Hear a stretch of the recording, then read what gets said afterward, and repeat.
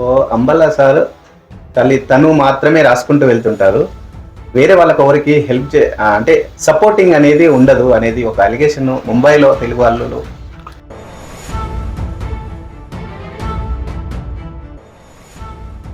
పేర్లు చెప్పాలంటే చాలా ఉన్నాయి. సంగవిని రవీంద్ర 2005 ముందు ఎవరికీ తెలీదు.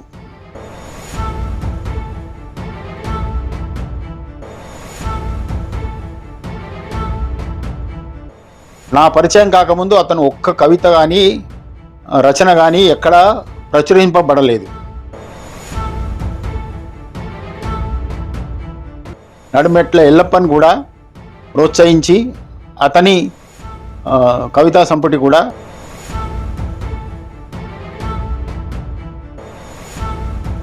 కమర్షియల్గా ఎలాంటి ఇందులో ఆస్కారం ఉండదు. సో ఈ అసూయ అనేది ఎందుకు ఉంటుంది సార్?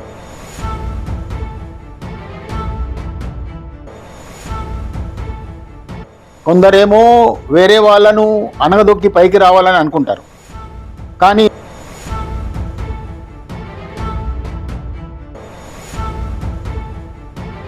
మహారాష్ట్ర సాహిత్య అకాడమీ అనేది ఒకటి స్థాపించబడింది. సో గవర్నమెంట్ నుండి సపోర్ట్ వచ్చింది.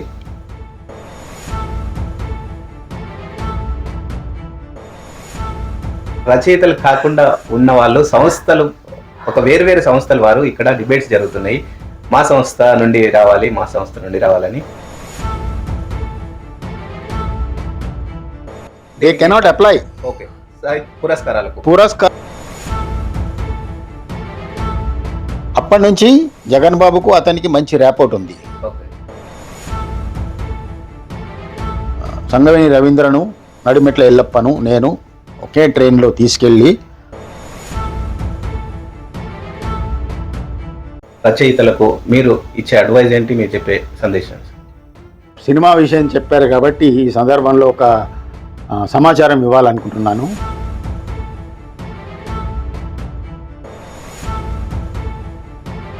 మన తెలుగు వాళ్ళ కొరకు ఏర్పడిన ప్రత్యేకమైన ఛానల్ ఇది. ముఖ్యంగా ముంబై తెలుగు నివాసం ఉన్నవారికి ఇది చాలా ఉపయోగంగా ఉంది. అందుకని నమస్తే friends, welcome to our channel. This KNR. మీరు చూస్తున్నారు జర్నలిస్ట్ కేఎన్ఆర్. జన్మభూమి మీద అభిమానంతో, కర్మభూమి మీద ఉన్న గౌరవంతో, కవిగా, గొప్ప రచయితగా, సో ముంబైలో ఉంటూ ఒక తెలుగు కవిగానే కాకుండా మరాఠీలో, గుజరాతీలో కూడా తను అనువాదం చేస్తున్న శ్రీ అంబల్ల జనార్దన్ గారితో మన ఇంటర్వ్యూ. సార్ చెప్పండి, మీ నేపథ్యం ఏంటి?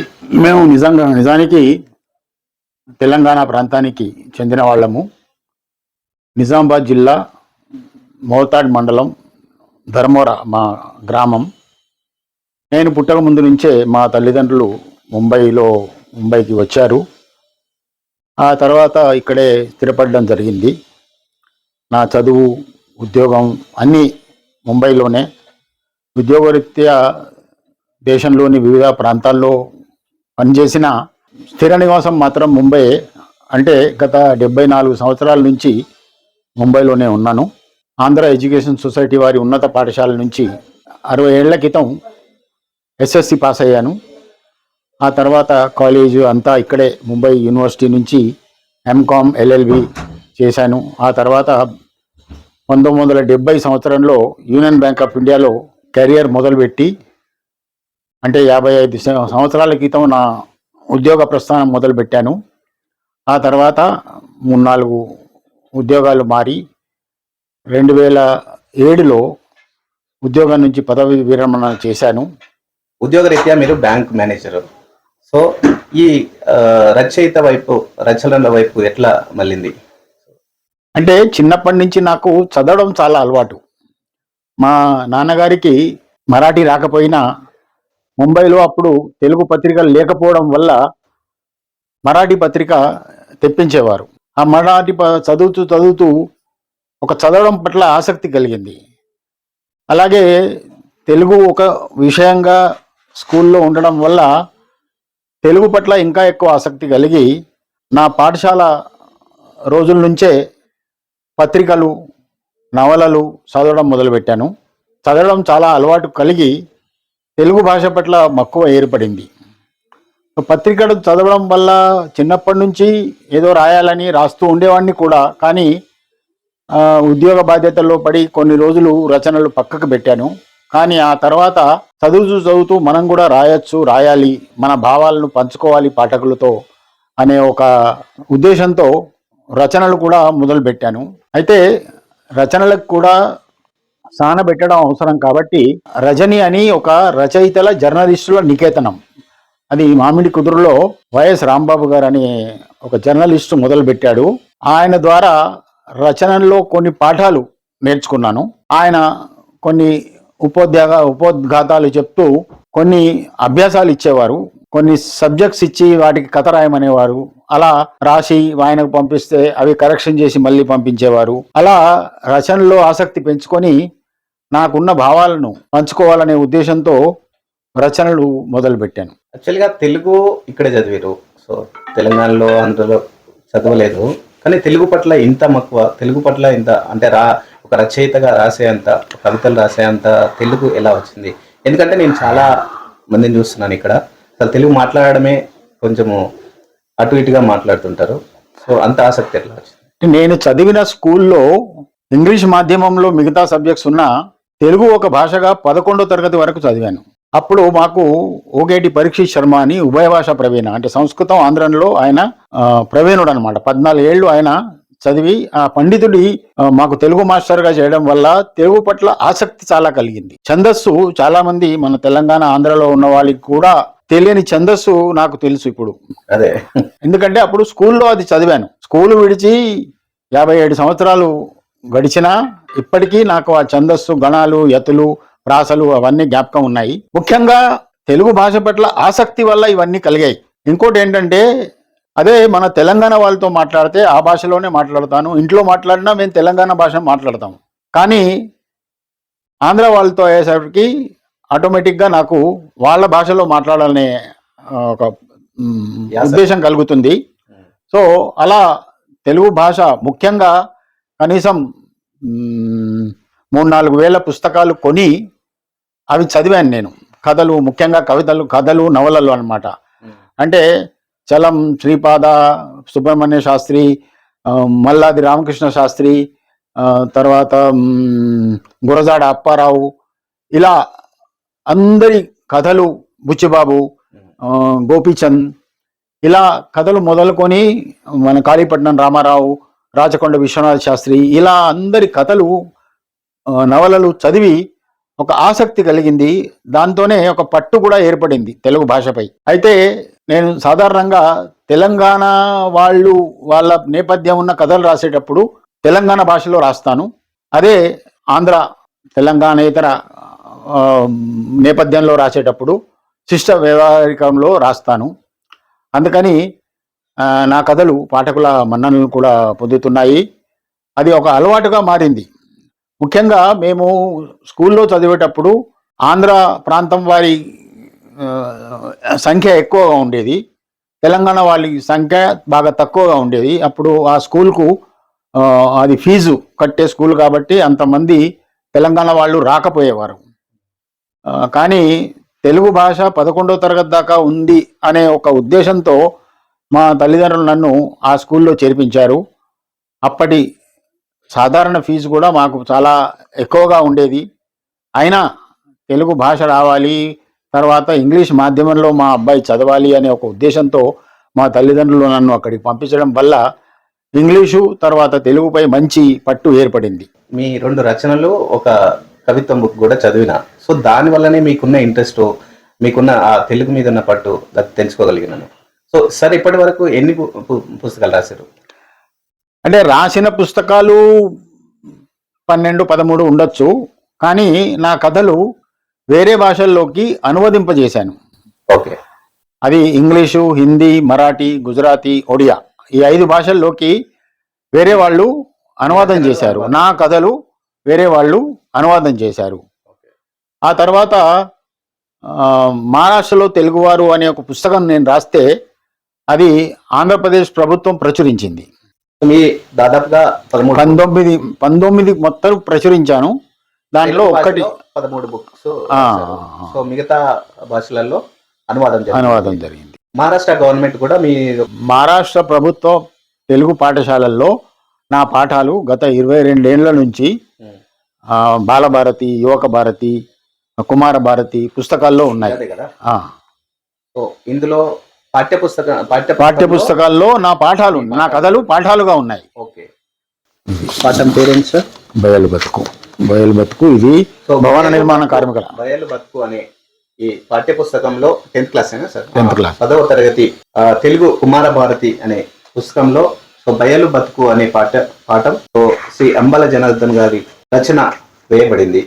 సో అలాగే 11, 12 తరగతుల్లో కూడా నా కథలు పాఠాలుగా ఉన్నాయి. ఓకే. ప్రస్తుతం ఉన్నాయి. అయితే 2001 నుంచి 8వ తరగతిలో నా పాఠం చమురుదీపం అనే పాఠం ఓకే 8వ తరగతిలో వేశారు. ఆ తర్వాత 3 సంవత్సరాలకు స్వయం ఉపాధి అని ఇంకో కథ కూడా పాఠంగా వేశారు. అయితే చమురుదీపం అనే కథ రాష్ట్ర మొత్తం మన జాతీయ స్థాయిలో ఉగాది కథల పోటీ అమృత కిరణ్ అనే పక్షపత్రిక నిర్వహిస్తే 1556 కథల్లో నా కథకు 2వ బహుమతి వచ్చింది. ఓకే. ఆ కథను మహారాష్ట్ర గవర్నమెంట్ వారు 8వ తరగతి పాఠ్యపుస్తకంలో వేశారు. అదే కథ మరాఠీలోకి అనువదింపజేసి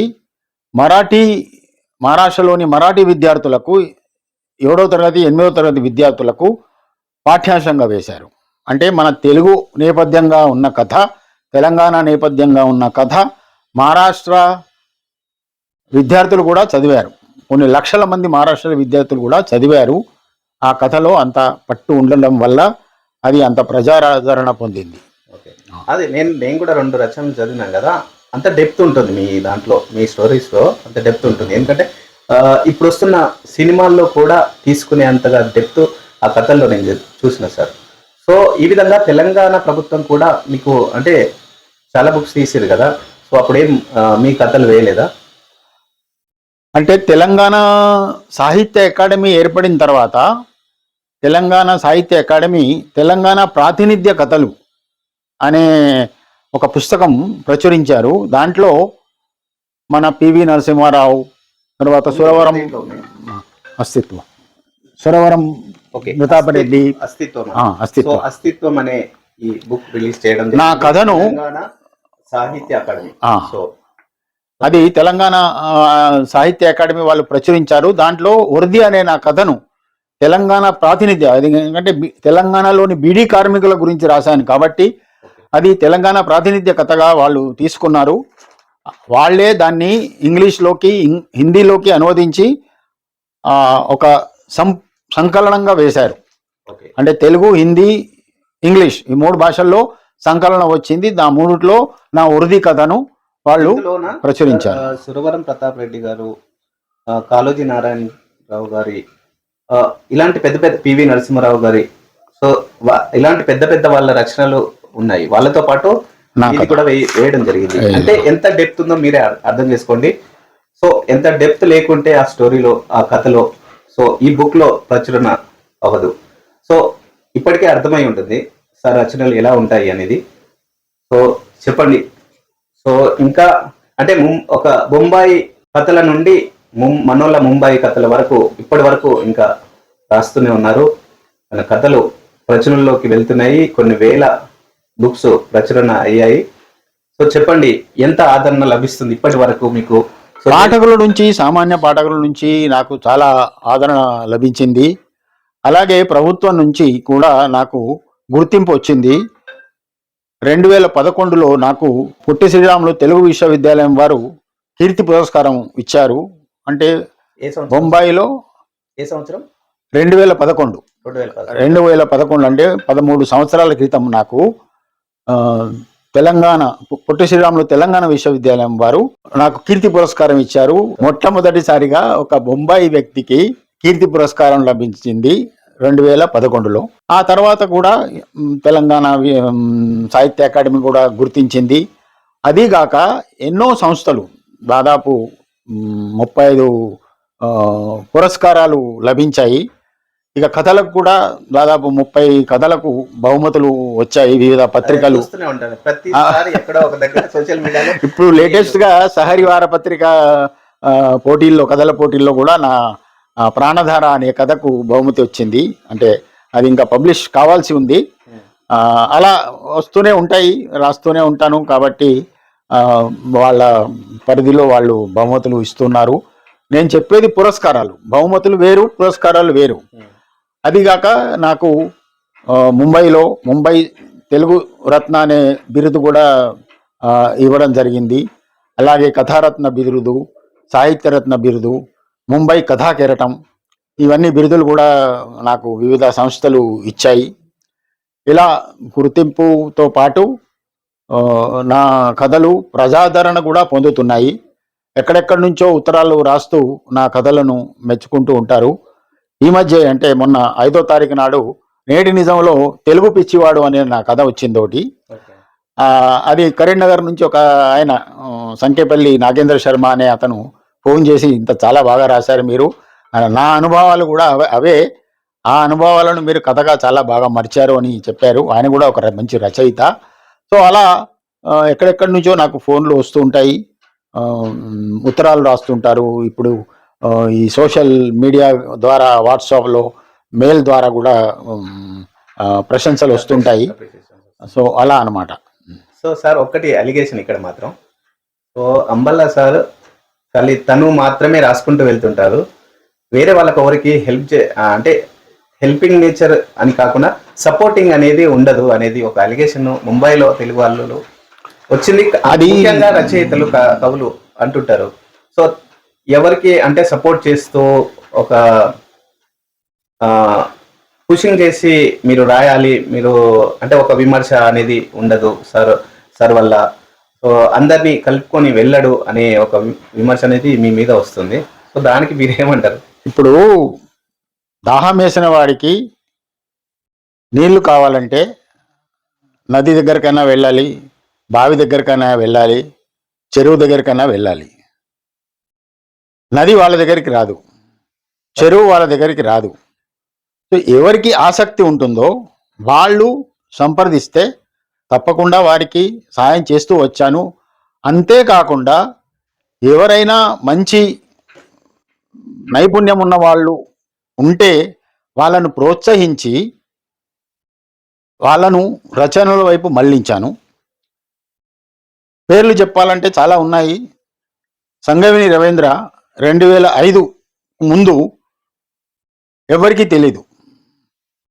నా సంపర్కంలోకి వచ్చిన తర్వాత అతనిలో ఉన్న టాలెంట్ను గుర్తించి అతన్ని ప్రోత్సహించి వివిధ పత్రికల చిరునామాలు ఇచ్చి ఆ పత్రికలకు నువ్వు పంపిస్తూ ఉండు. అంతకుముందు నా పరిచయం కాకముందు అతను ఒక్క కవిత కానీ రచన కానీ ఎక్కడా ప్రచురింపబడలేదు. నా పరిచయం తర్వాత నా సహకారం వల్ల అతను వివిధ పత్రికల్లో కవితలు పంపడం మొదలుపెట్టాడు, అవి ప్రచురించడం కూడా జరిగింది. అంతేగాక 2005 డిసెంబర్లో అతని మొట్టమొదటి కవితా సంపుటికి నేను ముందు మాట రాశాను. అతనే కాదు, నడిమెట్ల ఎల్లప్ప కూడా అంతే. నడిమెట్ల ఎల్లప్పని కూడా ప్రోత్సహించి అతని కవితా సంపుటి కూడా నేను ముందు మాట రాశాను. అంతేగాక ఎంతోమంది మన ఇక్కడి రచయితలు, దోమల జనార్దన్ కానీ, జక్కని గంగాధర్ కానీ, మన కీసరి నరసయ్య కానీ. వాస్తవంగా చెప్పాలంటే నేను అది యాక్సెప్ట్ చేయను. సో ఎవరికి సపోర్ట్ చేయడం అనేది, కానీ నేను ముందు అంటే కొత్తగా రాసేటప్పుడు సంగవేని రవీంద్ర సార్, మీదొకటి మచ్చ ప్రభాకర్ సార్, వీళ్ళందరూ బాగా ఎంకరేజ్ చేశారు సార్. సో ఎంకరేజ్ చేయడం వల్లనే నేను ఒక బుక్ రాయడం జరిగింది. సో ఎలాంటి ఎంకరేజ్ లేకుండా సో ఒకరు ముందుకైతే అంటే చెప్పేది ఏంటంటే, ఇప్పుడు ఒకటేంటంటే చాలా మంది ఇప్పుడు కవిత ముంబైలో సాహితీ వాతావరణం అస్సలు లేకుండే. నేను రాయడం మొదలుపెట్టినప్పుడు 1993లో రాయడం మొదలుపెట్టినప్పుడు బొంబాయిలో సాహితీ వాతావరణం లేదు. నేను మొదలుపెట్టిన తర్వాత ఒక్కొక్కరిని ప్రోత్సహిస్తూ వాళ్ళు కవితలు రాసేలాగా చేశాను. అంతేకాదు 2006లో ముంబైలోని వివిధ ప్రాంతాల్లో ఉన్న వారిని సమీకరించి వాళ్ళచే కవితలు రాయించి ఒక ముంబై కెరటాలు అనే కవితా సంపుటిని ప్రచురింపజేశాను. ఓకే, ముంబై కెరటాలు. ముంబై కెరటాలు 2006లో. ఆ తర్వాత అరేబియా అంచుల్లో అనే కవితా సంపుటి కూడా ముంబై కవులతోనే ప్రచురింపజేశాను. దానికి ముంబై తెలుగు రచయితల సాహిత్య వేదిక స్థాపించి, వ్యవస్థాపక అధ్యక్షుడిగా నేను స్థాపించి అది చేశాను. ఆ తర్వాత సహ్యాద్రి సౌరభాలు అనే పుస్తకం కూడా మేము ప్రచురించాము. అది అందరి కాంట్రిబ్యూషన్, ఎవరి కవిత ఎన్ని పేజీలు ఉంటే అన్ని పేజీలకు ఇంత అమౌంట్ అని చేసి అలా 3 సంపుటాలు మేము ప్రచురించాము. అప్పుడు నేను ముంబై తెలుగు రచయితల సాహిత్య వేదికకు వ్యవస్థాపక అధ్యక్షుడిగా పనిచేశాను. ఆ తర్వాత ముంబై భారతి అనే సంస్థ స్థాపించి దాని ద్వారా కూడా సాహిత్య కార్యక్రమాలు, ఇప్పుడు తెలంగాణ భాషా దినోత్సవము, తెలుగు భాషా దినోత్సవము, సాహిత్య గోష్ఠులు ఇలా మేము చేస్తూనే ఉన్నాము. అంటే ప్రోత్సహించడము లేదని కాదు, ప్రోత్సహిస్తూనే ఉన్నాను. కానీ కొందరు అసూయపరులు అపప్రద చేస్తుంటారు. ఇక్కడ కమర్షియల్ గా ఒక యాజ్ ఎ రైటర్ గా నాకు తెలుసు, కమర్షియల్ గా ఎలాంటి ఇందులో ఆస్కారం ఉండదు. సో ఈ అసూయ అనేది ఎందుకు ఉంటుంది సార్? ఓ పేరు కోసం, పేరు కోసమే. సో పేరు కోసము ఇంతగా దిగజారాల్సిన అవసరం ఏంది? నాకు ఒకరిని వెనకకి నెట్టుతూ, అంటే అందరు కలిసిపోవచ్చు కదా. రచనలు ఎవరి రచనలు వాళ్ళయే, ఎవరి రైటింగ్స్ వాళ్ళే. ఏంటంటే ఈర్ష, అసూయలు అనేవి ఒక రచనా రంగంలోనే కాదు, ప్రతి రంగంలోనూ ఉంటాయి. ఆ స్వభావాలు, ఆయా వ్యక్తుల స్వభావాలను బట్టి అవి బయటపడుతూ ఉంటాయి. ఇప్పుడు నాకు ఎవరు పోటీ కాదు, నేను ఎవరికి పోటీ కాదు. ఇందులో పోటీ తత్వమే లేదు సార్. ఎందుకంటే పోటీ తత్వం లేదు, కానీ అది ఒక మనిషి టాలెంట్ ఉంటే ఎంతవరకు అయినా వెళ్ళొచ్చు యాజ్ ఎ రైటర్ గా. సో అందులో ఒకరిని తొక్కుంటూ, ఒకరిని వెనకకి నెట్టేస్తూ ముందుకు. అదే చెప్తున్నాను, కొందరేమో స్వయం ప్రతిభతో పైకి వస్తారు, కొందరేమో వేరే వాళ్ళను అనగదొక్కి పైకి రావాలని అనుకుంటారు. కానీ స్వయం ప్రతిభ ఉన్న వాళ్ళు ఎప్పుడూ ప్రకాశిస్తూనే ఉంటారు. అందుకనే నాకు ఇన్ని గుర్తింపులు వచ్చాయి, ప్రభుత్వ పరంగా వచ్చాయి. మహారాష్ట్ర ప్రభుత్వం, తెలంగాణ ప్రభుత్వం, ఆంధ్ర ప్రభుత్వం వీళ్ళందరూ గుర్తించారు. ఇప్పుడు నాకు కీర్తి పురస్కారం వచ్చినప్పుడు 2 రాష్ట్రాలు లేవు, ఆంధ్ర రాష్ట్రం ఒక్కటే. నా మహారాష్ట్రలో తెలుగువారు ప్రచురించినప్పుడు ఆంధ్ర రాష్ట్రం ఒక్కటే. ఆంధ్ర రాష్ట్ర ప్రభుత్వం ప్రచురించింది. దానికి అప్పటి మంత్రి గారు ముందు మాట రాశారు. అంటే ప్రభుత్వ పరంగా, పాఠకుల పరంగా కూడా ఆదరణ ఉంది. కొంతమంది ఏదో చేస్తుంటారు, మేము వాళ్ళకంటే మేము ముందుకు రావాలని అనుకుంటారు. అది వాళ్ళ ఇది. నేనేమో అవి పట్టించుకోను. ముందుకు పోవడం తప్పలేదు సార్, ముందుకు పోవచ్చు, నీ టాలెంట్ బట్టి ముందుకు పోవచ్చు. ముందు వెనక అనేది ఏం లేదు, కలుపుకొని పోతే ఎలాంటి అది అర్థం చేసుకున్న వాళ్ళకే తెలుసు. సో 2017లో నేను రాశాను, బుక్ రిలీజ్ చేద్దాం అనుకునేసరికి దాంట్లో కొన్ని డిస్ప్యూట్స్ వచ్చినాయి. సో నాకు అనిపించింది సార్, నాకు ఇలాంటి డిస్ప్యూట్స్ వల్ల మన బుక్ ఇక్కడ తీయడం అవసరమా? సో నేను నా స్వతహాగా తీసుకుంటా, ఎవరి దగ్గరకో వెళ్ళి బతిలాడాల్సిన అవసరం ఉంటుందా? మనం తీసుకునేటప్పుడే తీసుకుంటానని నేను రిలీజ్ చేయలేదు సార్ ఇప్పటి వరకు. సో అప్పుడు నా డిస్ప్యూట్స్ నాకు క్లియర్గా అర్థమైంది. సో ఒకరు ముందుకు రావాలని అంటే ఎన్ని గొడవలు జరుగుతాయి, ఎంత ఉంటాయి అనేది. సో ఒక ప్రతిభ అనేది ఉనంటే ఎవరు వెనకకు నెట్టేసినా కూడా పోయే అవకాశాలు ఉన్నాయి. సో ఇక్కడ మనకు కొట్లాటలు ఉండడం వల్ల అభివృద్ధి అనేది జరుగుతలేదు సాహిత్య వ్యవహారంలో అనేది మనకు తెలుస్తుంది. ఇంకో విషయం సార్, ఈ మధ్య గవర్నమెంట్ కూడా మహారాష్ట్ర సాహిత్య అకాడమీ అనేది ఒకటి స్థాపించబడింది. సో గవర్నమెంట్ నుండి సపోర్ట్ వచ్చింది. సో దాని మీద మీ అభిప్రాయం ఏంటి సార్? అది చాలా మంచి ప్రయత్నము, మంచి ఒక అచీవ్మెంట్గా నేను భావిస్తాను. అది ఎవరన్నా చేయనేయండి, తెలుగు వారికి, తెలుగు సాహిత్యానికి మంచి జరుగుతుందంటే నేను వాళ్ళందరినీ సపోర్ట్ చేస్తాను, వాళ్ళందరికీ సహకారం అందిస్తాను. దాంట్లో ఆ కమిటీలో వీళ్ళని తీసుకోలేదు, వాళ్ళని తీసుకోలేదు, అది ఉండనియండి. మొత్తం మీద మహారాష్ట్ర ప్రభుత్వం తెలుగు సాహిత్య అకాడమీ స్థాపించడము చాలా పెద్ద అచీవ్మెంట్ అని నేను భావిస్తున్నాను. అది ఎవరన్నా చేయనియండి, ఎవరైనా అంత ప్రయత్నం ఏంటో తెలుసునా? సాహిత్యంలో కాకుండా, సాహిత్యపరులు కాకుండా, రచయితలు, కవులు కాకుండా ఇక్కడ చాలా డిబేట్స్ జరుగుతున్నాయి. రచయితలు కాకుండా ఉన్న వాళ్ళు, సంస్థలు, ఒక వేరువేరు సంస్థల వారు ఇక్కడ డిబేట్స్ జరుగుతున్నాయి. మా సంస్థ నుండి రావాలి, మా సంస్థ నుండి రావాలని. సో దీన్ని ఏ విధంగా చూస్తారు? ఇప్పుడు నేను అనేది ఒక్కటే, మహారాష్ట్ర తెలుగు సాహిత్య అకాడమీ రావడానికి ఏ సంస్థలు కృషి చేశాయి, ఎన్ని సంస్థలు కృషి చేశాయి అయిన తర్వాత వాళ్ళు మాట్లాడుతున్నారు. కానీ కాకముందు ఎవరిని కలిశారు? ఇప్పుడు ప్రభుత్వ పరంగా ఒక గుర్తింపు రావాలంటే అది మామూలుగా కాదు. మంత్రుల స్థాయి నుంచి అది ప్రయత్నాలు జరగాలి, దాని వెంట పడాలి, ఆ తర్వాతనే ఇవన్నీ వస్తాయి. వాటికి ఏమీ కృషి చేయకుండా ఒకసారి అయింది అన్న తర్వాత మమ్మల్ని ఎందుకు తీసుకోలేదు, మమ్మల్ని ఎందుకు సంప్రదించలేదు అంటే అది అర్థం లేని. ఇప్పుడు కూడా మీరు ఇప్పుడు ఒకటి ఏంటంటే, 1 కోటి రూపాయలు బడ్జెట్ అంటున్నారు. ఆ 1 కోటి రూపాయలు దేనికి ఖర్చు చేస్తారో తెలియదు మనకి. ఆ పురస్కారాలను పెట్టారు. ఆ పురస్కారాలకు ఎక్కువ అంటే 10 లక్షలు అవుతుంది అంతే. మిగతా 90 లక్షలు దేనికి ఖర్చు చేస్తారు? అంటే దీంట్లో కల్చరల్స్ అనేది ఏమో రాదా? సాహిత్య అకాడమీ అంటే సాహిత్యం మాత్రమే ఉంటుంది. సాహిత్యం మాత్రమే ఉంటుంది. కానీ దాని విధి విధానాలు ఇంకా డిక్లేర్ కావాల్సింది ఉంది. ఒకటి పురస్కారాలు మాత్రం చెప్పారు వాళ్ళు.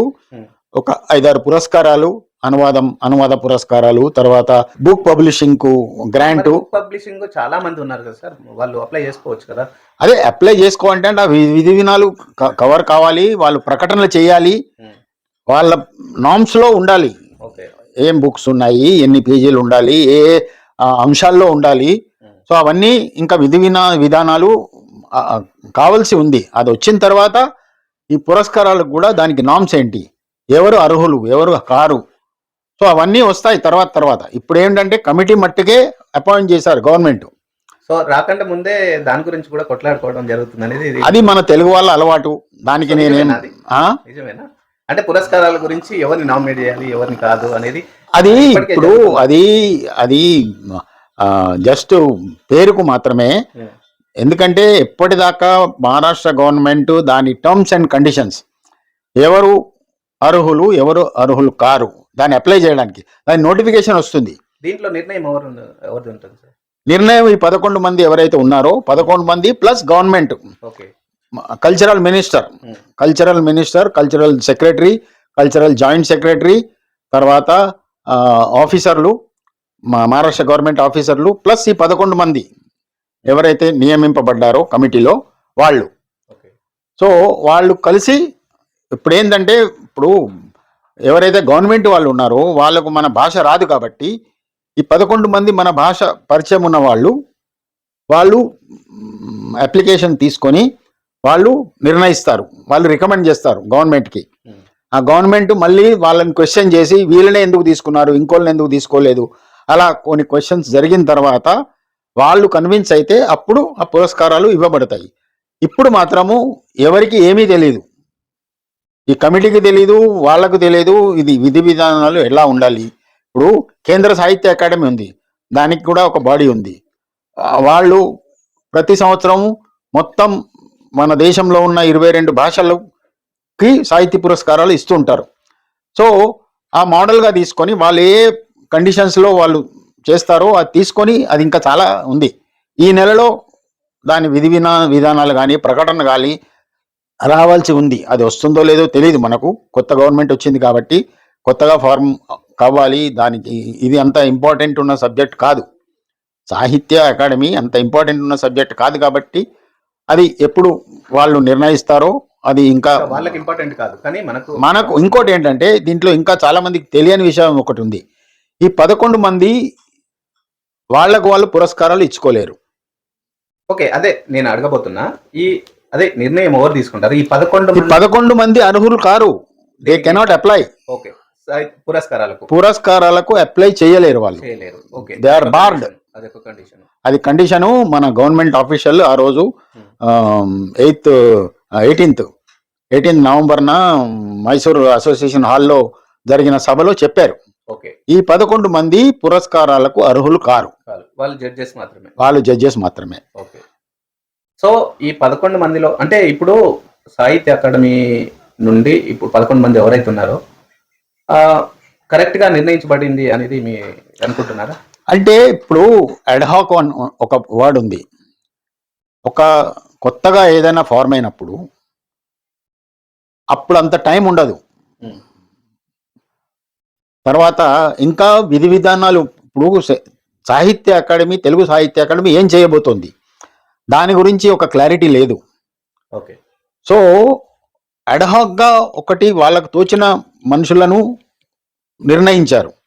దాంట్లో కూడా కొన్ని కండిషన్స్ ఏంటంటే దాంట్లో 4 మరాఠీ భాష వచ్చి ఉండాలి, ఓకే. అదొక కండిషన్. సో ఆ కండిషన్లో కొందరు ఇక్కడి లోకల్ వాళ్ళు అర్హులు కారు. ఓకే, మన తెలుగు వాళ్ళే మరాఠీ వచ్చి ఉండాలి.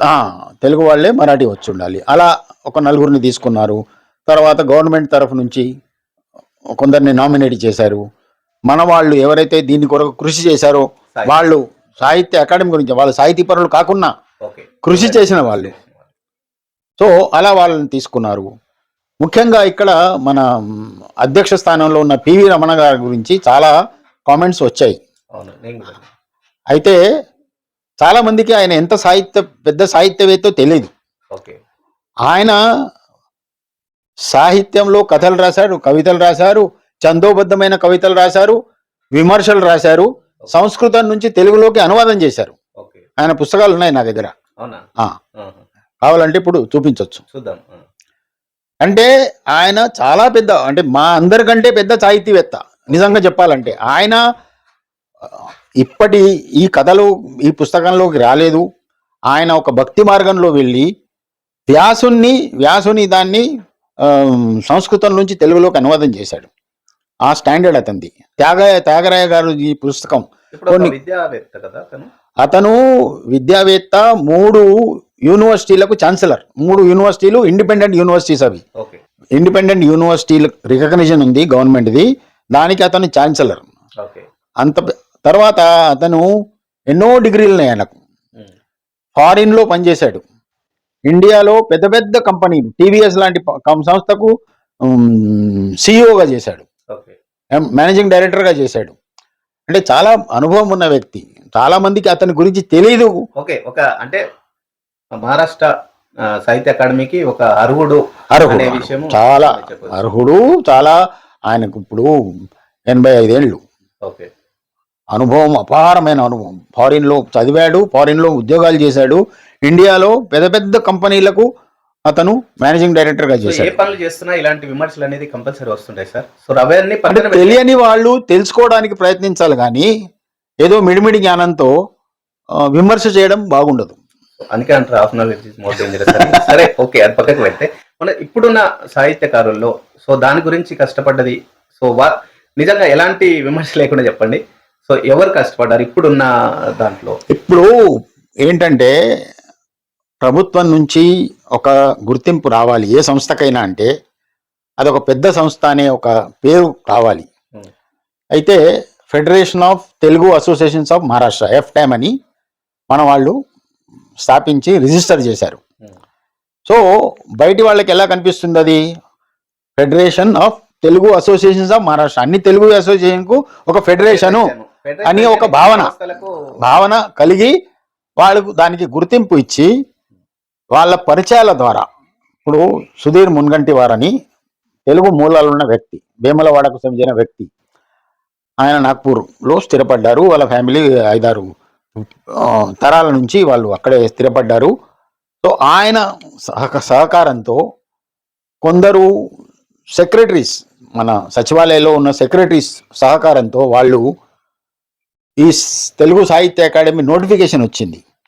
ఈ నోటిఫికేషన్ వచ్చిన తర్వాత మన ఇతర సంస్థలు ఏమీ స్పందించలేదు, కానీ federation of Telugu association of Maharashtra స్పందించి దాన్ని వెంటబడి 2 సంవత్సరాలు కష్టపడి అది సాధించారు. సో ఇప్పుడు విమర్శలు ఎవరైనా చేయొచ్చు, కానీ దాని కొరకు ప్రయత్నం చేసిన వాళ్ళు ఎవరు, ఎంతమంది, అది బాగా విన్నది. నోటిఫికేషన్ వచ్చిన తర్వాత సంగవేన్ రవీంద్ర సార్ కూడా దాని గురించి కొంచెం ఫాలో అప్ చేసిరు అనేది విన్నా. అది ఇప్పుడు సంగవేని ఒక వ్యక్తిగా చేయలేడు, వ్యక్తిగా అనట్లేదు, అంటే ఒక నోటిఫికేషన్ వచ్చినప్పుడు పుషప్ ఉంటది కదా. సో దానిలో నోటిఫికేషన్ FTAM దృష్టికి తీసుకొచ్చిండు అనుకోండి. So FTAM as a association వెళ్ళింది. సంగవేని ఆయన వాళ్ళ దృష్టికి తీసుకొచ్చి ఉండొచ్చు, అది తెలియదు నాకు. కానీ సుధీర్ మున్వంటి వారితో అతను మొదటి దేవేంద్ర ఫడ్నవీస్ మొదట మంత్రిత్వంలో ఉన్నప్పుడు అప్పటి నుంచి అతను మినిస్టర్గా ఉన్నాడు. ఓకే. అప్పటి నుంచి అతను ఎంటీఎంకి మెంబర్ అయ్యాడు. అప్పటి నుంచి జగన్ బాబుకు అతనికి మంచి ర్యాపోర్ట్ ఉంది. ఓకే. సో ఆ పరిచయాలు ఉన్నాయి. ఆ తర్వాత మధ్యలో ఉద్ధవ్ ఠాకరే వచ్చాడు, అప్పుడు అతను లేడు. ఇప్పుడు మళ్ళీ ఏక్నాథ్ షిండే వచ్చినప్పుడు మళ్ళీ మినిస్టర్ అతను, ఇప్పుడు కూడా మళ్ళీ అవుతాడు. జరిగింది. ఆ ఫాలో అప్ ఒక సంస్థ ద్వారా జరిగింది. ఓకే. అది కరెక్టే సార్, ఒక సంస్థ ద్వారా జరిగింది. కానీ ఒక నోటిఫికేషన్ వచ్చినప్పుడు దాన్ని ఫాలో అప్ చేయడం కూడా దాని వీళ్ళ దృష్టికి తీసుకొచ్చారు. సంస్థ వాళ్ళు కూడా చెప్పారు. సో వీళ్ళు అదే చెప్తున్నాను, నేను అదే చెప్తున్నాను. వాళ్ళు వీళ్ళ దృష్టికి తీసుకొచ్చి వ్యక్తిగా నేనేం చేయలేను, సంస్థగా చేస్తే బాగుంటుందని అంటే ఈ సంస్థ వీళ్ళు దాన్ని వెంటబడి 2 సంవత్సరాల్లో అది సాధించారు. ఓకే సార్, మీరు 13 బుక్స్ మీరు రాసిరని చెప్పారు కదా, అనువాదం కాకుండా. సో తెలుగులో సో ఏమేమి బుక్స్ రాసిరో మీరు చెప్పండి సార్. 1998లో బొంబాయి కథలు. బొంబాయి కథలు. సో అప్పటికి ముంబై అనే పేరు రాలేదు. రాలేదు. ఇదొకటి బొంబాయి కథలు. ఆ బొంబాయి కథలకు కూడా ఒక నేపథ్యం ఉంది. ఓకే. బొంబాయి అంటే బొంబాయి బయట ఒక నెగటివ్ ఒపీనియన్ ఉంది. ఓకే. బొంబాయి అంటే చాలా మురికిగా ఉంటుంది, రష్ ఉంటుంది, తర్వాత ఈ గ్యాంగ్ వార్స్ జరుగుతాయి, ఓకే. మాఫియా రూల్ చేస్తుంది అనే ఒక అపప్రద. తర్వాత మన తెలుగు వాళ్ళు ఇక్కడ చాలా ఇబ్బందులు పడుతున్నారు. So next sir. So next Ambala Janardhan కథలు. అంబాల జనార్దన్ కథలు. సో ఇలా 13. మనోళ్ళ ముంబై కథలు, అలాగే మలుపులు. సో ఈ బుక్ చదివిన సార్ నేను, మనోళ్ళ ముంబై కథలు అండ్ మలుపులు. చాలా ఇంప్రెసివ్గా అనిపిస్తుంది. సో ముంబై చూపుతో, ఇది కవితల బుక్ కదా సార్. ముంబై చాట్వేల్ కవితలు. సో ఇదేంటి సార్, దేని గురించి ముంబై చాట్వేల్ అంటే? అంటే బేల్ అంటే అన్ని కలగాపులగం. సో దీంట్లో కవితలు, పాటలు అన్నీ ఉంటాయి. ఓకే, అందుకే ముంబై చాట్వేల్ అన్న. ఓకే. ఇది వ్యాసగుచ్చం, వ్యాసాలు. ఇది మళ్ళీ కవితలు. ముంబై తీర తరంగాలు, కవితలు. ముంబై నానీల గురించి కూడా చెప్పాలి. నానీల 7వ వార్షిక సమావేశం హైదరాబాద్లో జరిగింది. అప్పుడు సంగవేణి రవీంద్రను, నడిమెట్ల ఎల్లప్పను నేను ఒకే ట్రైన్లో తీసుకెళ్ళి ఆ సమావేశంలో అక్కడి రచయితలందరినీ పరిచయం చేశాను. ఇప్పుడు మీరు ఇంతకుముందు ప్రోత్సాహం చేయలు అన్నారు కాబట్టి చెప్తున్నాను. వాళ్ళను తీసుకెళ్ళి అక్కడ ఒకటి ఏంటంటే నానీలు అంటే ఏంటి వాళ్ళకి నేనే చెప్పాను. వాళ్ళు అంతకుముందు నానీలు అంటే తెలీదు. సో నానీలు, నేను బొంబాయి నానీలు 2001లో రాశాను. 2007లో వీళ్ళని 7వ వార్షికోత్సవానికి తీసుకెళ్ళి అక్కడ దాదాపు 200 మంది కవులను, రచయితలను పరిచయం చేశాను. సో అలా నానీలు మా ట్రైన్లోనే మేము నానీలు అంటే ఏంటివి, ఎలా రాయాలి, ఎన్ని అక్షరాలు ఉంటాయి అవన్నీ చెప్పి, ఆ లక్షణాలు చెప్పి వాళ్ళను అక్కడికి తీసుకెళ్ళి ఆ సమావేశంలో వాళ్ళు పాల్గొన్నారు. ఆ తర్వాత నానీల 10వ వార్షికోత్సవం కూడా సంగవేణి రవీంద్రను తీసుకెళ్ళాను. అదే ఒకే ట్రైన్లో మేము వెళ్ళాము. ఆ ట్రైన్లో వెళ్ళి ఆ 10వ సమావేశంలో కూడా అయ్యాం. ఆ తర్వాత అతను నానీలు పుస్తకం ప్రచురించాడు, మన సంగవేణి రవీంద్ర. సో అలా నానీలు రాయడంలో కూడా నేను సహకరించాను. సో బొంబాయి నానీలు, ముంబై మువ్వలు, ఇవి 2 ప్రచురణలు జరిగాయి. ఆ తర్వాత అనువాదాలు. ఒకటేంటంటే మన తెలుగు సాహిత్యము ఇతర భాషల్లోకి వెళ్తేనే మన సాహిత్యానికి అంతర్జాతీయ స్థాయిలో ఇది గుజరాతీలో కూడా. సో ఇది సార్ హిందీ కహానీ, హిందీ ముంబై కథలు. అదే ముంబై కథలు. అది ఎంఫిల్, నా కథల మీద ఎంఫిల్. సో ముంబై జనార్దన్ కథలు విమర్శక పరిశీలన అని హైదరాబాద్ యూనివర్సిటీ వాళ్ళు నా కథలపై పరిశీలన అనే గుడుగుంట్ల అంజనేయులని ఒక అబ్బాయి నా కథల మీద పరిశోధన చేశాడు. దాదాపు 2 గంటలు నా ఇంటర్వ్యూ రికార్డు కూడా ఉంది దాంట్లో. సో అది ప్రచురించారు. తర్వాత ముంబైలో, మహారాష్ట్రలో తెలుగువారు 2012లో డిసెంబర్లో తిరుపతిలో ప్రపంచ తెలుగు మహాసభలు ఆంధ్రప్రదేశ్ ప్రభుత్వం నిర్వహించినప్పుడు ఓకే. ఆ సభల్లో మహారాష్ట్రలో తెలుగువారు అనే నా పుస్తకం ఆవిష్కరింపబడింది. అక్కడ సన్మానం జరిగింది నాకు. ఓకే. తర్వాత ఇది మరాఠీలోకి చీత్ అని పట్ అనే సో మరాఠీలోకి, తర్వాత ఒడియాది కూడా ఉంది కానీ అది వెతకాల. ఒడియాలో కూడా ఒడియా. ఇదంటే దీని గురించి మాట్లాడుకున్నాం సార్. సో 19 ప్రచురణలు ఇప్పటి వరకు నా ప్రచురణలు. దాంట్లో 13 ఒరిజినల్ తెలుగు, మిగతావి అనువాదాలు. ఓకే. అది.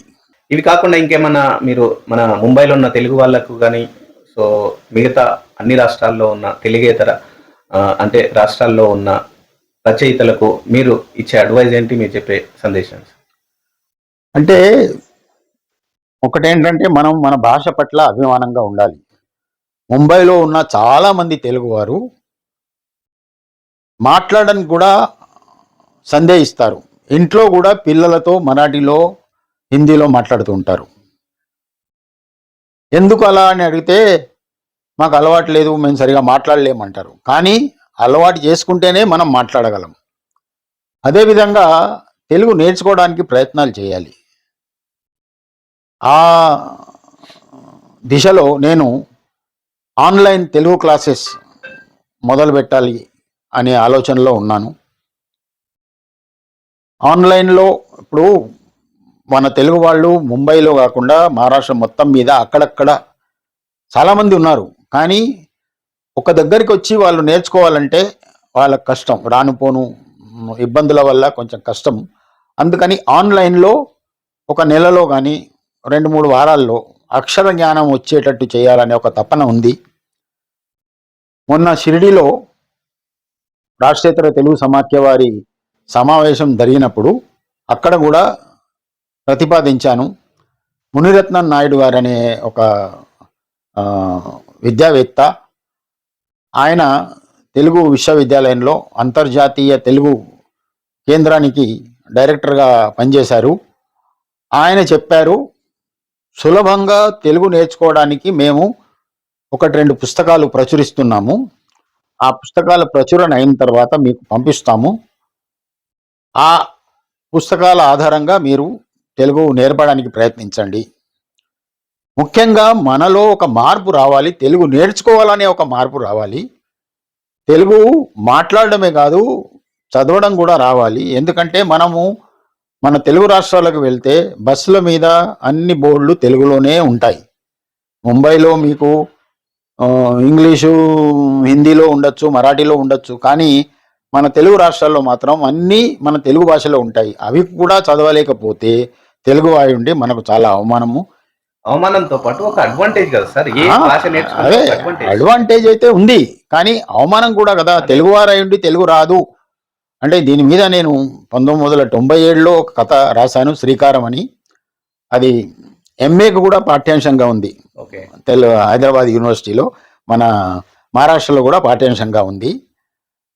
సో అలా ఒక్కటేమో తెలుగు గురించి. ఇంకోటి సాహిత్యానికి సంబంధించి కథల మీద ఒక కార్యశాల, ముందు ఆన్లైన్, అది ఎంతమంది వస్తారో దాన్ని బట్టి, తర్వాత ఒక 2 రోజులు ప్రత్యక్షంగా కూడా ఇక్కడ నిర్వహించాలనే ప్రయత్నాలు జరుగుతున్నాయి. ముంబైలో కవులు చాలా మంది ఉన్నారు, కానీ కథలు రాసేవాళ్ళు వేళ్ల మీద కూడా లెక్కలేము. చేయి వేళ్ల మీద కూడా మనం లెక్క పెట్టలేము. తెలుగు భాష వచ్చిన వాళ్ళందరూ పాల్గొంటే బాగుంటుంది. ఒక అవగాహన వస్తుంది. సాహిత్యం అంటే ఏంటి, సాహిత్యం ఎందుకు అనే ప్రశ్న చాలా మందిలో ఉంది. సాహిత్యం అంటే మన భాషతో పాటు వివిధ ప్రాంతాల్లో ఉన్న నడవడికలు, వాళ్ళ సంస్కృతి, వివిధ పీరియడ్స్లో ఉన్న మన సమాజము, వీటి మీద అవగాహన వస్తుంది. అవగాహనతో పాటు చైతన్యం. సో అందుకని సాహిత్యం మీద అభిరుచి ఉన్నవాళ్ళు, తెలుగు భాష మీద కూడా అభిరుచి ఉన్నవాళ్ళు ఆ సమావేశాల్లో పాల్గొనవచ్చు. దాని ప్రకటన రేపు ఎల్లుండో రాబోవచ్చు. 14వ తారీఖు శనివారం అనుకుంటున్నాము. సో అది 14వ తారీఖు. తర్వాత ప్రతి నెల పౌర్ణమి నాడు బొంబాయి ఆంధ్ర మహాసభ జిమ్ఖానా ఆధ్వర్యంలో ఎన్నిళ్ళ ముచ్చట్లు అనే ఒక సాహితీ గోష్ఠి మేము ఏర్పాటు చేస్తున్నాము. దానికి కూడా సాహిత్యంలో ప్రవేశం ఉన్నవాళ్ళు, ఆసక్తి ఉన్నవాళ్ళు కూడా పాల్గొంటే వాళ్ళకి సాహిత్యం పట్ల అభిరుచి పెరుగుతుంది, అవగాహన కలుగుతుంది. సో అది చెయ్యాలి అందరూ. తర్వాత ఈ జూమ్ మీటింగ్లో అందరూ పాల్గొనవచ్చు. అలా ఇంకోటి ఏంటంటే, ఇప్పుడు మహారాష్ట్ర తెలుగు సాహిత్య అకాడమీ స్థాపించిన తర్వాత ప్రతి సంవత్సరము ఈ పురస్కారాలు అవి ఉంటూ ఉంటాయి. అప్పుడు సాహిత్యవేత్తలు తయారు కావాలి. మహారాష్ట్రలో ఒక సంవత్సరం ఇప్పుడున్న వాళ్ళు తీసుకుంటారనుకోండి పురస్కారాలు, నెక్స్ట్ ఇయర్ ఎవరు? అప్పుడు సాహిత్యంలో పరిచయం ఉన్నవాళ్ళు, సాహిత్యంలో ఆసక్తి ఉన్నవాళ్ళు, దాంట్లో ప్రవేశం ఉన్నవాళ్ళు వస్తేనే ఇది కంటిన్యూ అవుతుంది. తగినంత మంది లేకపోతే అది నిర్వీర్యం అవుతుంది. అందుకని తెలుగు సాహిత్యం మీద అందరూ అభిరుచి పెంచుకునే అవసరం ఉంది. అది. సో ఇవన్నీ ప్రోగ్రామ్స్కు మా ఛానల్ నుండి కూడా నేను మొత్తం సపోర్ట్ ఇస్తాను సార్. సో ఇలాంటిది ఎందుకంటే నా ఛానల్ ద్వారా చాలా మందికి వెళ్ళే అవకాశం ఉంటుంది. మీరు ఆన్లైన్లో పెడతానంటున్నారు కదా. సో యాజ్ ఏ మీడియా పార్ట్నర్గా కంపల్సరీ నేను నా సపోర్ట్ ఉంటుంది సార్. సో ఎక్కడ ఏది జరిగినా నాకు కాంటాక్ట్ చేయండి, నేను కంపల్సరీ వస్తాను. యాజ్ ఏ రైటర్గా కంపల్సరీ వస్తాను, అలాగే ఒక మీడియా పర్సన్గా అవి తప్పకుండా. సో విన్నారు కదా, ఒక మంచి కవిగా, ఒక గొప్ప సాహిత్యవేత్తగా, ఒక గొప్ప రచయితగా. సో ముఖ్యంగా ఇంకోటి చెప్పాలి. సో సార్ సినిమాలకు ఒక స్క్రీన్ ప్లే చాలా బాగా రాస్తారు. ఒకసారి నేను కూర్చున్నప్పుడు వివరించడం జరిగింది. తెలుగులో ఎలాంటి అంటే సినిమాల కథలకే కాదు, ఎలాంటి కథలైనా కూడా అవలీలగా రాయగలుగుతారు, అలాగే అంత పట్టుతో రాయగలుగుతారు. సో సినిమా స్టోరీసే కాకుండా సినిమా స్క్రీన్ ప్లే చాలా బాగా రాస్తారు అనేది నాకు తెలుసు. సో ఇవన్నిటితో పాటు అంత ఆదరణ లభించింది. అలాగే ఖాళీ ముంబైలోనే కాదు, యావత్ భారతదేశంలో ఎక్కడ తెలుగు వారున్నా, సాహితీవేత్తలున్నా కూడా అమ్మల్ల జనార్దన్ గారు అంటే తెలియని వ్యక్తి ఉండరు, కవిత్వంలో కూడా, రచయితల్లో కూడా. సో అలాంటి వారి గురించి మనం తెలుసుకున్నాం కదా. వారి గురించి మీ అభిప్రాయం ఏంటి కమెంట్ రూపంలో తెలియజేయండి. అలాగే మన ఛానల్ చూస్తున్న వాళ్ళందరూ మన ఛానల్ని సబ్స్క్రైబ్ చేయండి. Thank you so much sir. Thank you. మన ప్రజల ముందుకు వచ్చి సినిమా విషయం చెప్పారు కాబట్టి ఈ సందర్భంలో ఒక సమాచారం ఇవ్వాలనుకుంటున్నాను. జనవరి 24, 25, 26 3 రోజుల్లో హైదరాబాదులో తెలుగు రచయితల సంఘం పరుచూరి గోపాలకృష్ణ గారు దానికి ప్రెసిడెంటు, ఆయన ఆధ్వర్యంలో films screen play writing workshop జరగబోతుంది. దానికి 3,500 ఫీజు, 3 రోజులకు భోజనం ఉంటుంది పగలు. దానికి నేను హాజరవుతున్నాను. ఓకే. సో ఇంకా ఆసక్తి ఉన్న వాళ్ళు ఎవరైనా ఆ వర్క్షాప్లో పాల్గొనాలనుకుంటే 3,500 ఫీజు ఉంది. దానికి వివరాలు కావాలంటే నేను వాళ్ళకి పర్సనల్గా ఇవ్వగలను. స్క్రీన్ ప్లే రైటింగ్ మీద ఒక వర్క్షాప్ 3 రోజులు పరుచూరి బ్రదర్స్ గోపాలకృష్ణ గారు నిర్వహిస్తారు. వారి ఆధ్వర్యంలో జరగబోతుంది. దాంట్లో నేను పాల్గొంటున్నాను. Thank you so much sir. Thank you. మీతో కలిసినందుకు చాలా విషయాలు తెలిసినాయి. సో అలాగే మా ప్రేక్షకుల ముందుకు వచ్చినందుకు థ్యాంక్ యూ సో మచ్, ఇంత టైం ఇచ్చినందుకు. సో మన ఛానల్ని సబ్స్క్రైబ్ చేసుకోండి. క్యూ ఛానల్ ప్రేక్షకులు, జర్నలిస్ట్ కేఎన్ఆర్ వారి యూట్యూబ్ ఛానల్కి అందరూ సబ్స్క్రైబ్ చేయండి, చూడండి, ఆదరించండి. ఎందుకంటే మన తెలుగు వాళ్ళ కొరకు ఏర్పడిన ప్రత్యేకమైన ఛానల్ ఇది. ముఖ్యంగా ముంబై తెలుగు నివాసం ఉన్నవారికి ఇది చాలా ఉపయోగంగా ఉంది. అందుకని ఈ ఛానల్ను ఆదరించండి. ముందు వీరి ద్వారా మన ముంబై జీవితాలు అందరికీ తెలిసే అవకాశం ఉంది. ఈ సదుపాయాన్ని మీరు వినియోగించగలని ఆశిస్తూ అందరికీ నమస్కారాలు. Thank you so much. So thank you so much friends. చూస్తున్నారు కదా మీ జర్నలిస్ట్ కేఎన్ఆర్ అనే ఛానల్. ఎస్పెషల్లీ ముంబైలో ఉన్న తెలుగు వాళ్ళ కోసము, తెలుగు వాళ్ళు ఎక్కడున్నా కూడా వాళ్ళు చేసిన కృషి, వాళ్ళు ఎంత పైకొస్తున్నారు అనేది ప్రజలందరికీ తెలియాలి. వాళ్ళొక స్ఫూర్తిగా మనకు నిలవాలనేది నేను నిర్ణయించుకొని ఈ ఛానల్ అయితే క్రియేట్ చేయడం జరిగింది. ఇవన్నీ చేయడానికి చాలా సమయం పడుతుంది నాకు. ఎడిటింగ్ పార్ట్ ఇవన్నీ బయట చేయిస్తున్నాను నేను. దానికి కొంత అమౌంట్ అయితే నాకు ఖర్చు అవుతుంది. సో ఇది అడగాల లేదా కూడా తెలియకుండా నేను అడుగుతున్నాను. అయినా కూడా ఇప్పటి వరకు కమర్షియల్గా నేను ఎప్పుడు ఎవరిని ఆశించలేదు. సో ఇవన్నీ నేను కృషి చేస్తున్నాను. తెలుగు వాళ్ళు ఎక్కడున్నా కూడా వాళ్ళని ముంబైలో ఉన్న తెలుగు ప్రజల కోసము, తెలుగు కోసము నేను కష్టపడాలనుకుంటున్నాను. సో తెలుగు వారిని ఎక్కడున్నా కూడా ఎలివేట్ చేయాలనేసి నా అభిప్రాయం. సో ఛానల్ ద్వారా ఇప్పటి వరకు నా మానిటైజేషన్ కూడా కాలేదు. అయిన ఛానల్ కూడా డిలీట్ అవ్వడం జరిగింది. సో కమర్షియల్గా నాకు ఎలాంటి సపోర్ట్ లేదు. సో నేను ఎక్కడ డబ్బులు నాశించి ఎక్కడ కూడా ఇంటర్వ్యూస్ చేయడం లేదు, ఎవరిని కూడా ఎలాంటి డబ్బులు అడగడం లేదు. కానీ ఇప్పుడు ఆ సమయం వచ్చింది. సో ఇవన్నీ చేయాలి అని అంటే ఒక సెటప్ కావాలి. నాకు ఒక మంచి సెటప్తో సో మన తెలుగు వాళ్ళని ఎలివేట్ చేయాలన్న ఉద్దేశంతో నేను ముందుకు వస్తున్నాను. సో మీరు సపోర్ట్ చేయాలి అని అనుకుంటే కింద Google pay and PhonePe number ఇస్తాను. దానికి సపోర్ట్ చేయాలనుకున్న వాళ్ళు సపోర్ట్ చేయండి.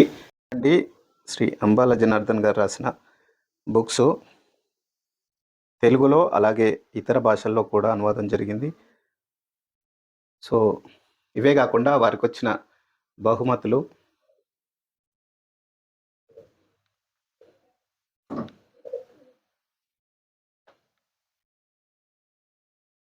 కేవలం ముంబైలోనే కాకుండా ఇతర రాష్ట్రాల్లో కూడా ఎక్కడ ఎలాంటి ప్రోగ్రాం జరిగినా వెళ్తుంటారు.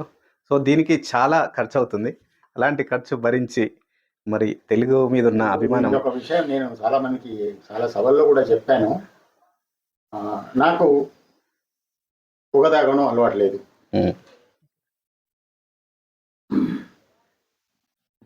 మత్తు పదార్థాలు సేవించడం అలవాటు లేదు. అంటే సారా కానీ, విస్కీ కానీ, బ్రాండీ కానీ, రమ్ కానీ అలవాటు లేవు. అంటే వాటి రుచి కూడా తెలీదు. ఈ అలవాటు ఉన్న వాళ్ళకి ఎంత ఖర్చు అవుతుందో దాంట్లో 10% కూడా నా సాహిత్యానికి ఖర్చు కాదు. సో అలాంటప్పుడు ఆ అమౌంట్ నేను ఇప్పటి వరకు దాదాపు 10-11 లక్షలు సాహిత్యం కొరకు ఖర్చు చేశాను. రాను పోను అనండి, పుస్తకాల ప్రచురణ కానండి, వాటి ఆవిష్కరణ కానండి, అలా కొంతమందికి డొనేషన్స్ కూడా నేను పుస్తక ప్రచురణకి ఇచ్చాను. సో అలా చేస్తూనే ఉన్నాను. చాలా మంచి విషయం చెప్పేది సార్. ఎందుకనంటే సో అది మన అనారోగ్యానికి గురి చేస్తుంది. ఇది ఆరోగ్యం. అవును. సో ఈ ఆరోగ్య అలవాటు వల్ల నేను దీనికి ఖర్చు పెట్టడానికి వెనకాడలేదు. ఇప్పటికీ అదే చేస్తున్నాను. నాకు పెన్షన్ లేకపోయినా ఇప్పటికీ నా సేవింగ్స్ నుంచి ఖర్చు చేస్తూ ఇప్పటికీ వెల్లదీస్తున్నాను. మా పిల్లల నుంచి ఒక్క పైసా కూడా ఇప్పటికీ నా ఖర్చులకు తీసుకోవడం లేదు. Thank you sir. ప్రతి మొగారి విజయం వెనుక ఆడవాళ్ళు కంపల్సరీ ఉంటారన్నారు. అది నిజం. ఇక్కడ మేడం చూస్తే అర్థమవుతుంది. సార్ చెప్పండి మేడం, ఎలా సపోర్ట్ చేస్తారు? ఎలాంటి సపోర్ట్ లేకుండా ఇంతవరకు రారు. ఇన్ని అవార్డ్స్ అయితే రావు. సో ఇంత విజయం అయితే ఉండదు. సో మేడం గారి సపోర్ట్ ఎలా ఉంటుంది? మేడం సపోర్టు చాలా ఎక్కువగా ఉంటుంది. ఎందుకంటే దీంట్లో పడి నేను ఇంటి విషయాలు పట్టించుకోవడం అంతగా ఉండదు. సో పిల్లల చదువు కానీ, ఇంటి బాధ్యత కానీ మొత్తం నా భార్య తీసుకోవడం వల్లే నేను ఇంత నా ఉద్యోగంలో కానీ, రచనలో కానీ ఇంత ముందుకు వెళ్ళగలిగాను. సో అది మాత్రం లేకపోతే ఇంతవరకు వచ్చేవాడిని కాదు. మేడం మీరు చెప్పండి, అసలుకి ఇన్ని బుక్స్ రాయాలి, ఇంత పబ్లిష్ చేయాలని అంటే చాలా ఖర్చు అవుతుంది. మీకు ఎప్పుడు అనిపించలేదా మరి ఈ వృధా ఖర్చులు ఏంటి? సో కమర్షియల్గా కూడా ఎలాంటి డబ్బులు రావు. సో అలాంటప్పుడు మీకు ఏమనిపించేది సార్? అనిపించింది కానీ సంతోషమే. ఇలాంటి అవార్డ్స్ వచ్చినప్పుడు సంతోషం అనిపించేది. So thank you ma'am. So me support అంటే సార్కి ఎంత సపోర్ట్ ఉందో సార్తో పాటు సమాజానికి అంతే సపోర్ట్ మీది కూడా ఉందనేది మేము భావిస్తాము. Thank you so much. Thank you. మా తెలుగు రచయితగా నాకు సన్మానం చేశారు. వాళ్ళ 75 ఇయర్స్. ఓకే. వాళ్ళ 75 ఇయర్స్ మరాఠీ సంస్థ 2010లో నాకు సన్మానం చేశారు. పద్మశ్రీ మధు మంగేష్ కర్ణిక్ ఆయన ద్వారా సన్మానం. Okay sir. కింద అది అబ్దుల్ కలాం గారి అది మిసెస్ది. ఓకే. అబ్దుల్ కలాం అవార్డు కూడా ఉన్నది. అది మిసెస్ది. నేను మీరు ఎన్జిఓ నడుపుతారా? ఎన్జిఓ నడపడు. Part member. Part of madam member. ఉన్నారు. Okay um. ఓకే మీరు కూడా ఉన్నది అన్నట్టు సమస్య. సమస్య ఉన్నది అందుకే అందరికి మా ఇంట్లో అందరికి మా అమ్మాయి అందరూ అబ్దుల్ కలాం అవార్డు కూడా వచ్చింది నాకు. ఓకే వాటి పొట్టి 2011 ఓకే జూలై. నా జర్నలిజం అక్కడ నుండే తీయనా? ఏమద్దులేండి నేను వస్తాను.